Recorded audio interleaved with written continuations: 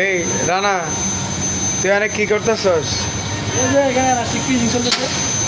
Elastic freezing কিরকম ভাবে? এভাবে খুলবে। এই যে এটা রাশিক ফিজিং এটা কি এলাস্টিক দিয়ে কি হবে এগুলা?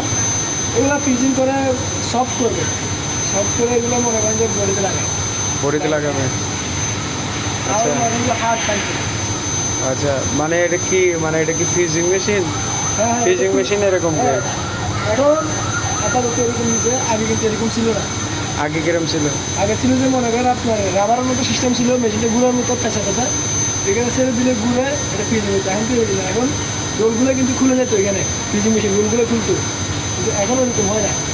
এখন একদম পুরো এক কার্টন ঢুকে দিলে এক কার্টন একসাথে ফ্রিজিং হয়ে যাবে, রোল খোলা লাগবে না, রোল খুলতে তো লাইন দিবে, পাপাটারও খুলে দেবে যে করবে। আচ্ছা, এর ফ্রিজিং করা লাগে কেন? ফ্রিজিং করার আগে এগুলো মনে করেন যেগুলো হার্ড থাকে, হার্ডের কারণে মনে করেন সফট হলে, আর যদি মনে করেন যদি ফ্রিজিং না করে যখন বডিতে কমপ্লিট হবে, আয়রন করতে গেলে মেজারমেন্টটা কমে আসবে, ঠিক আছে, ওই দিক থেকে।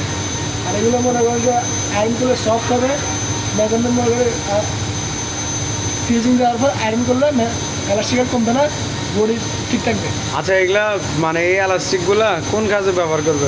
কি এটা কি গার্মেন্টসে ব্যবহার করা হবে? এটা তো গার্মেন্টসে ব্যবহার করা হয়, গার্মেন্টস না শুধু